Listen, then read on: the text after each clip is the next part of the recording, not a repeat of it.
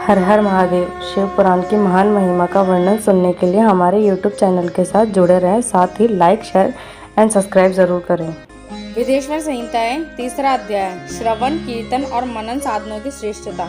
व्यास जी कहते हैं, सूत जी के वचनों को सुनकर सभी महर्षि बोले, भगवान आप वेदतुल्य अद्भुत एवं पुण्यमय शिव पुराण की कथा सुनाइए। सूत जी ने कहा, हे महर्षिगण, आप कल्याण में भगवान शिव के स्मरण करके वेद के सार को प्रकट कर शिव पुराण की अमृत कथा सुनिए। शिव पुराण में भक्ति, ज्ञान और वैराग्य का गान किया गया। जब सृष्टि आरंभ हुई तो 6 कुलों के महर्षि आपस में वाद विवाद करने लगे कि अमुक वस्तु उत्कृष्ट है, अमुक नहीं। जब इस विवाद ने बड़ा रूप धारण कर लिया तो सभी अपनी शंका के समाधान के लिए सृष्टि की रचना करने वाले अविनाशी ब्रह्मा जी के पास जाकर हाथ जोड़कर कहने लगे, हे प्रभु, आप संपूर्ण जगत के धारण करने और उनका पोषण करने वाले हैं। प्रभु, हमें जानना चाहते हैं कि संपूर्ण तत्वों से परे परातत्व पुराण पुरुष कौन है।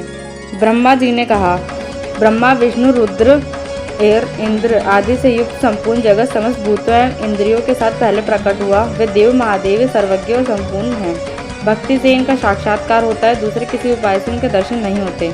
भगवान शिव में अटूट भक्ति मनुष्य को संसार बंधन से मुक्ति दिलाती है।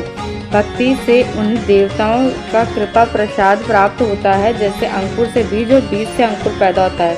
भगवान शंकर का कृपा प्रसाद प्राप्त करने के लिए आप सभी ब्रह्म ऋषि धरती पर सहस्त्रों वर्षों तक चलने वाले विशाल यज्ञों करो।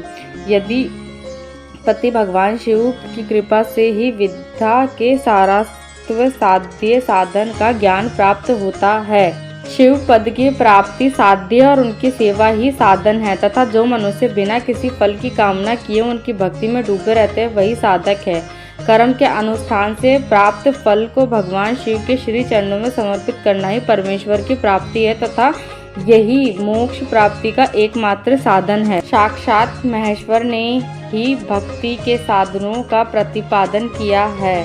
कान से भगवान के नाम, गुण और लीलाओं का श्रवण, वाणी द्वारा उनका कीर्तन तथा मन में उनका मनन शिव पद की प्राप्ति के महान साधन है, तथा इन साधनों से ही संपूर्ण मनोरथ की सिद्धि होती है। जिस वस्तु को हम प्रत्यक्ष अपनी आंखों के सामने देख सकते हैं उसकी तरफ आकर्षण स्वाभाविक है, परंतु जिस वस्तु को प्रत्यक्ष रूप से देखा नहीं जा सकता उसे केवल सुनकर और समझकर ही प्राप्ति के लिए प्रयत्न किया जा सकता है। अतः श्रवण पहला साधन है।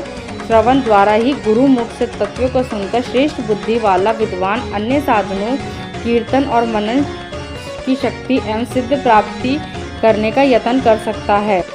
मनन के बाद इस साधन की साधना करते रहने से धीरे धीरे भगवान शिव के संयोग प्राप्त होता है और अलौकिक आनंद की प्राप्ति होती है।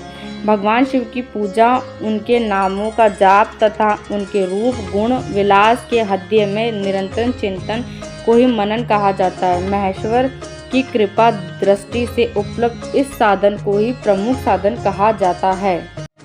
शिव पुराण की आगे की महिमा सुनने के लिए हमारे चैनल से जुड़े रहें।